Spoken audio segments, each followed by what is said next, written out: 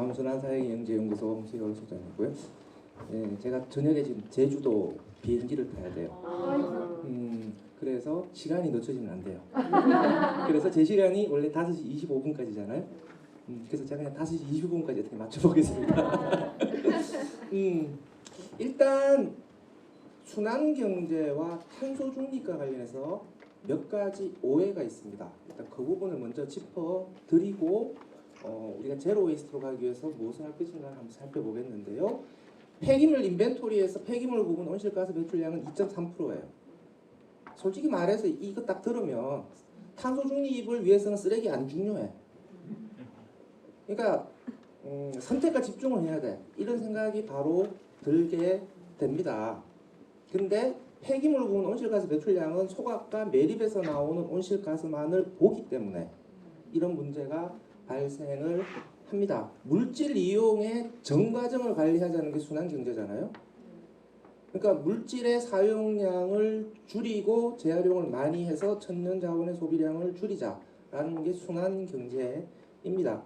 그러니까 물질의 이용량이 늘어나게 되면은 에너지 사용량도 늘어나게 되고 운송도 늘어나게 돼요. 다 연결되어 있습니다. 그러니까 물질 이용을 어떻게 줄일 거냐와 관련된 대책 없이 수송량을 어떻게 줄일 거냐, 에너지 사용량을 어떻게 줄일 거냐라는 거죠. 그러니까 부문별 대책이 가지고 있는 함정입니다, 이게. 그래서 물질 이용의 전 과정을 살펴보게 되면은 결국은 인간의 온실가스 배출량의 45%가 여기서 배출되는 것이다. 2010년 기준이죠. 그러니까 순환경제 전략이라고 하는 것이 탄소 감축으로 가는 데 있어서 에너지 전환과 더불어 매우 중요한 수단이 되어야 된다라고 하는 것인데, 지금 우리나라의 탄소 중립 기본 계획을 보면 순환경제는 오로지 폐기물 분야의 대책으로 들어가 있습니다. 산업 분야가 나 5%밖에 못 줄이겠다라고 배째라고 하는 것은 결국은 이대로 산업을 안 바꾸겠다는 거거든요. 그러니까 산업을 어떻게 순환경제형으로 바꾸겠다라고 하는 전망이 전혀 없기 때문에 지금 구조를 그대로 유지하겠다라고 하기 때문에 저는 산업 부분에서 그렇게 나온다라고 생각을 합니다. 그래서 이 재생원료를 공급을 늘리는 것 자체가 에너지를 전환시키는 것보다 훨씬 더 빠르게 탄소 감축의 효과가 나타난다라고 하는 것이고요. 플라스틱을 줄인다라고 하는 것도 굉장히 중요합니다. 에너지 전환의 풍선 효과라 그러는데요. 에너지 전환 때문에 석유 소비량이 줄어들 거다라고 예상하니까 석유 기업들이 지금 어떤 짓을 하냐면 플라스틱에 대한 투자를 늘리고 있어요. S-오일 얼마 전에 울산에 플라스틱 원료 공장도 대규모 증설했잖아요. 그러니까 에너지 전환의 결과 플라스틱에 대한 소비량은 오히려 증가할 것이다. 그러니까 연료로 사용되는 석유는 줄어드는데 이 석유 가지고 플라스틱 만들어서 태우면 결국은 석유로 인한 온실가스 배출량은 증가하는 것이죠. 그래서 이 탈플라스틱 대책도 앞으로 매우 중요할 것이다. 다음에 비화석연료 분야, 식품 분야, 시멘트 같은 산업에서 나오는 온실가스 배출량도 어떻게 줄일 것이냐. 그러니까 건물을 지금처럼 빨리 부수고 새 건물 짓고 이 방식도 비화석연료 분야에서 온실가스 배출량을 늘리는 행위가 되는 겁니다. 그래서 도시재생이라고 하는 것도 탄소 감축이라는 측면에서 매우 중요하다. 이렇게 연결이 되는 것이죠. 제로 웨이스트 캠페인과 관련해서 또 오해가 있어요. 사실은 텀블러 들기 하지 마. 텀블러 들기 캠페인 의미가 없어. 그 텀블러 하나 줄여봤자 온실가스 얼마 줄인다고 그래. 이렇게 또 막 역정 내시는 전문가들도 계시는데요. 좀 구분해야 된다고 생각합니다. 국가가 탄소 중립 캠페인으로 텀블러 들기 캠페인 하는 거는 좀 매섭게 혼내야 된다라고 생각을 해요. 왜? 석탄화력 발전소 폐쇄하고 이런 자기 할 일 안 하고 마치 탄소 중립을 못 가는 게 국민들이 텀블러 안 들어서 그런 것처럼 이렇게 캠페인 해대끼는 거는 매섭게 공격을 해야죠. 그런데 제로웨이스트 활동가들이 현장에서 텀블러 들기 하는 캠페인까지 같이 매도를 해버리면 안 된다. 그래서 텀블러에 대한 공격도 좀 미세하게 좀 잘 구분을 하자라고 하는 것이고요. 탄소 감축과 관련해서 너무 계량주의 성과 위주로 가지 말자라고 하는 것이죠. 텀블러 하나 들었을 때 얼마 줄일 것이냐. 이게 아니라 그것이 가지고 있는 정치적 함의도 보자. 석탄화력 발전소 폐쇄하려면 국민의 동의 수준이 높아져야 되는 거잖아요. 국민들을 어떻게 설득할 거냐. 기후의 기자도 관심이 없는 국민들을 이 탄소 중립의 영역으로 어떻게 끌어들일 것이냐. 기후 환경 정치가 필요한 것이고 기후 환경 정치에서 이 텀블러 들기 같은 시민들에게 친숙한 주제는 굉장히 유효한 수단이 되는 것이다. 그래서 텀블러 들기 캠페인 같은 것들도 좀 더 시민들의 동의 수준을 높이는 정치 활동으로서 그 수단으로서 그 의미를 좀 보자 제발. 그래서 텀블러 하나 든다고 얼마를 줄이냐 그런 식의 접근은 좀 자제를 하자 이 말씀을 드리고 싶습니다. 그래서 탄소 중립 경제로 가기 위해서는 순환 경제가 반드시 필요하고요. 또 하나 우리가 생각해야 될 것은 탄소 중립 경제가 되면은 모든 문제가 해결될 거냐. 에너지 전환이 되면은 에너지 분야에서 배출되는 탄소 문제가 다 걱정이 없어질 거냐. 이 문제도 한번 생각을 해봐야 됩니다. 에너지 전환이라고 하는 것은 전기를 생산하고 보관하고 이용하는 인프라의 변화이죠. 이 새로운 인프라는 새로운 물질 수요를 증가시킵니다. 핵심은 희귀금속, 희토류의 사용량을 증가시키는데요. 지금처럼 에너지 전환이 지속되었을 때에 이 희귀금속의 조달이 가능할 거냐? 이 부분에 대해서는 사실 진지하게 고민을 안 해요.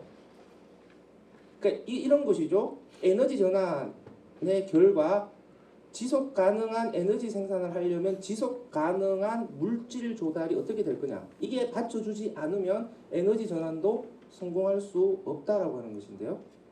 이런 희귀금속의 조달은 어떻게 할 것이냐. 희귀금속의 수요 증가에 따른 전 세계적인 생태계 파괴 문제는 어떻게 할 거냐.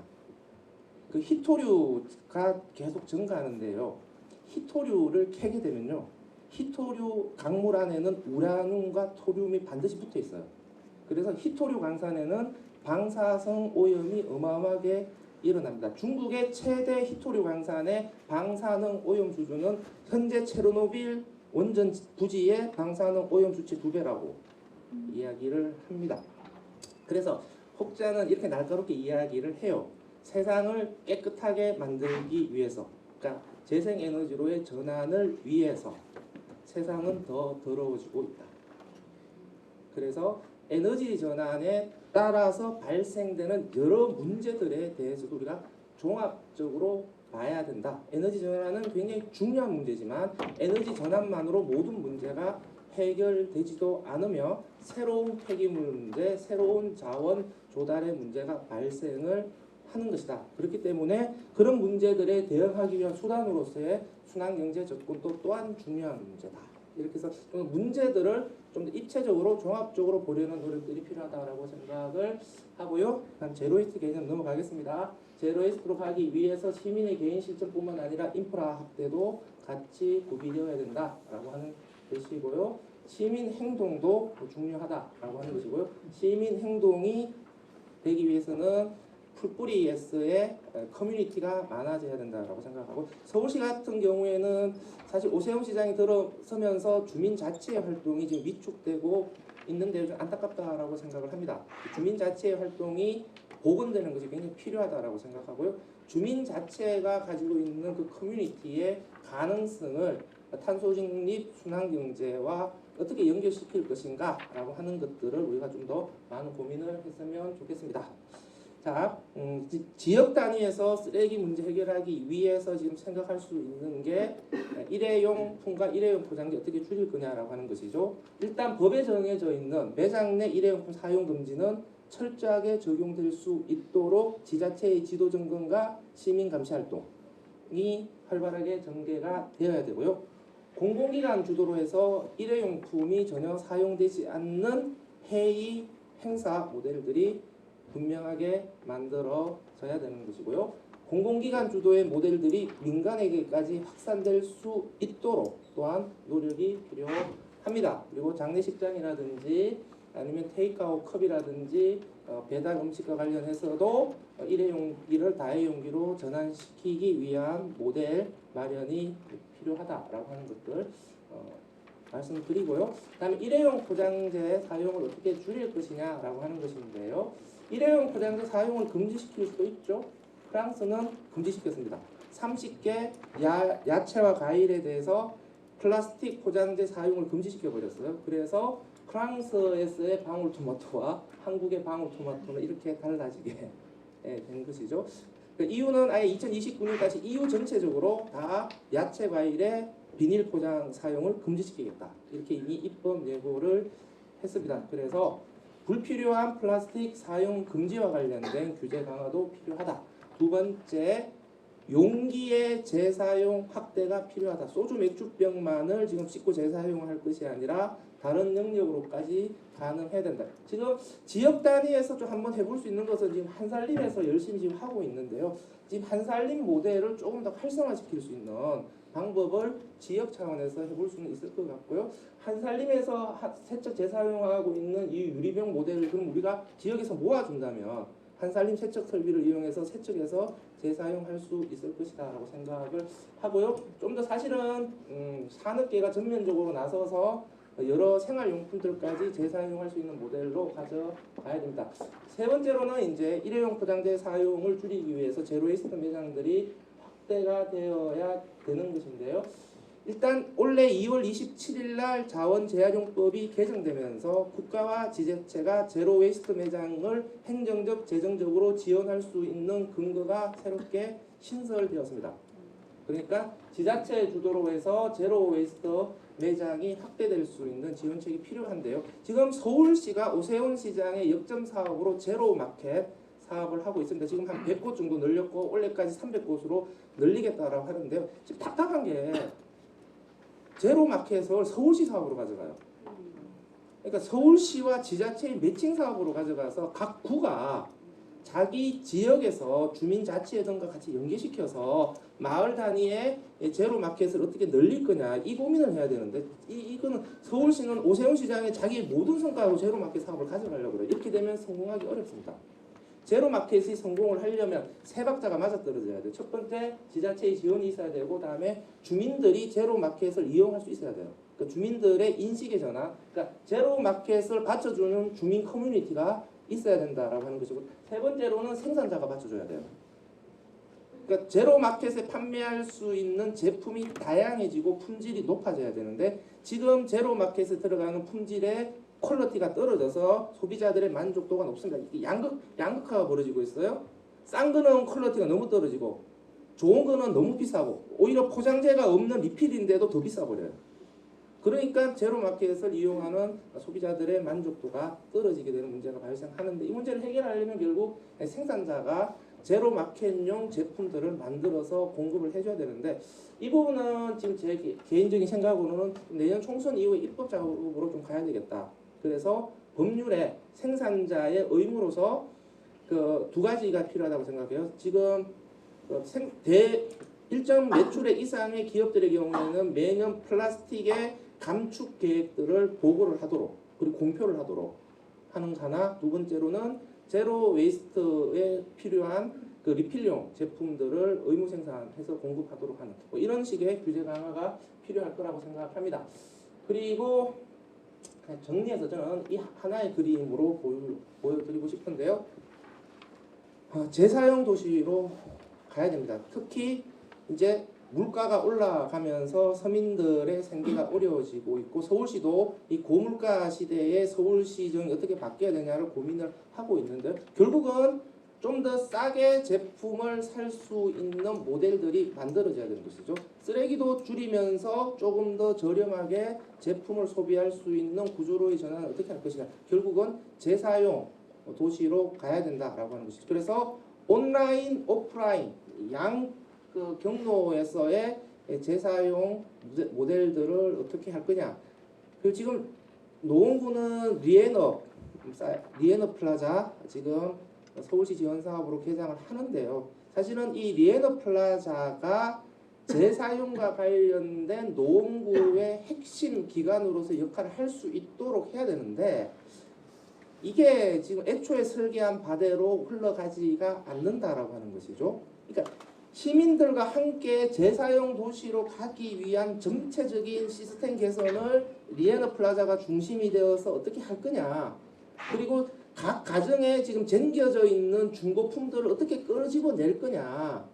이런 것들을 같이 고민을 해야 되는데 너무 편하게 그냥 기존 사업자들한테 그냥 중고품 재활용 센터 하나 떼주지 뭐 이런 식으로 너무 편하게 접근한단 말이에요.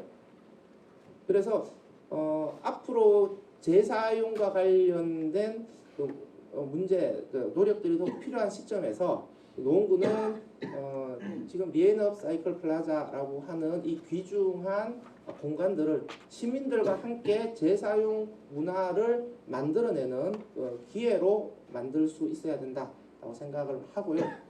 그러니까 당근마켓 같은 것도 지금 활성화가 되고 있는데 그럼 당근마켓은 민간에서 알아서 하는 거 아니냐라고 생각하는데 그렇게 또 내버려둘 문제도 아닌 것이죠. 왜냐하면 당근마켓 소외계층도 분명히 있습니다.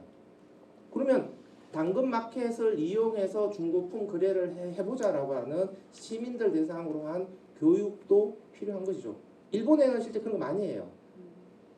중고거래 스테이션 같은 것도 만들어서 좀 나이 드신 분들 거기서 막 체험하면서 해보기도 하고 그다음에 중고거래 앱에서 사람들을 잘 낚아채는 기술 같은 것도 막 참고서 같은 거 만들어가지고 왜냐하면 사진을 어떻게 찍느냐 다음에 낚시성 멘트를 어떻게 잘 던질 거냐 이런 것도 기술이잖아요. 근데 진짜 이런 기술들을 가르쳐주는 그런 책 같은 것도 만들어서 시민들한테 나눠줘요. 그러니까 중고거래를 활성화하기 위한 시민 교육도 이제 필요하다라고 하는 거거든요. 일본은 진짜 그렇게 하고 있어요.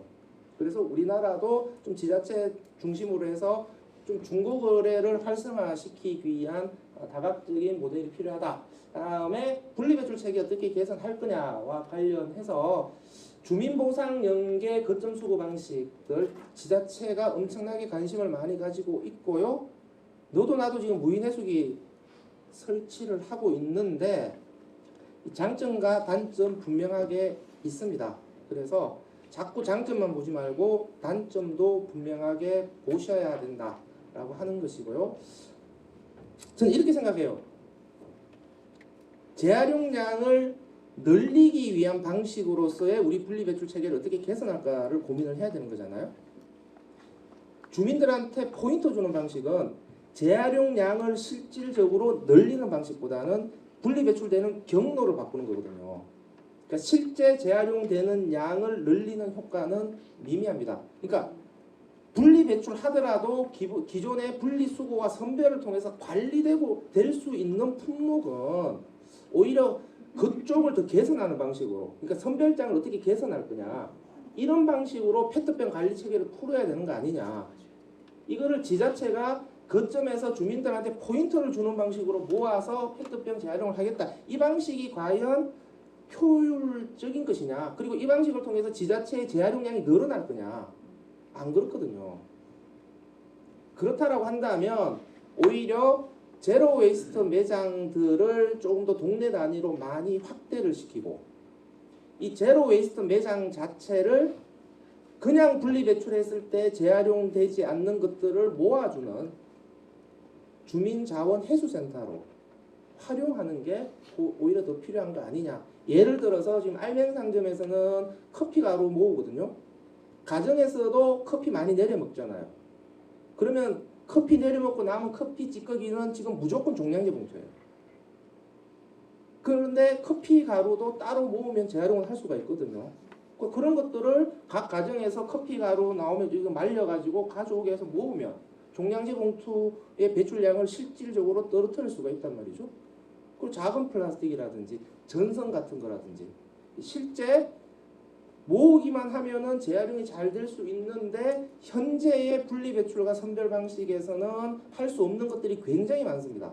그러니까 오히려 이런 것들을 거점에서 모아서 관리할 수 있는 체계로 가야 실질적으로 소각 매립량을 줄일 수가 있는 것 아니냐.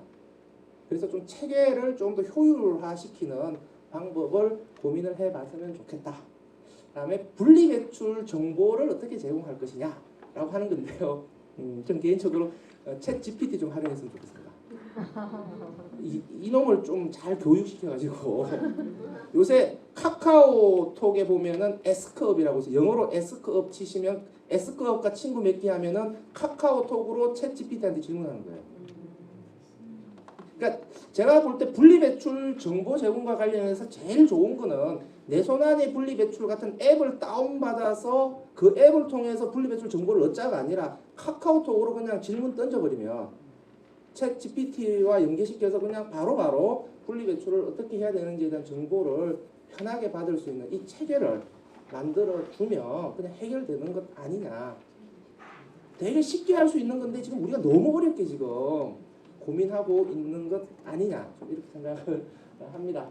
음식물 쓰레기와 관련해서 좀 더 다양한 감량 프로그램들 필요하고요. 좀 도시농업이라든지 또 옥상 텃밭이라든지 이런 도시 내에서의 그 농작물을 키우자라는 다양한 활동과 발생에서의 퇴비화 전략이 좀 더 연결시켜주는 이런 모델들도 검토를 해봐야 됩니다. 그래서 주민들이 자체적으로 퇴비화를 하거나 아니면은 퇴비화 기계를 지자체가 보급하거나 등의 방법으로 음식물 쓰레기를 밖으로 돌리지 말고 우리 도시 내에서 필요한 퇴비로 활용하자. 그다음에 식품 업사이클링도 우리가 좀 더 관심을 갖자. 이건 지자체 차원에서 할 수 있는 것은 아니고요. 국가 단위에서 좀 더 관심을 가져야 될 것 같습니다. 5분을 더 썼네요. 네, 수고하셨습니다.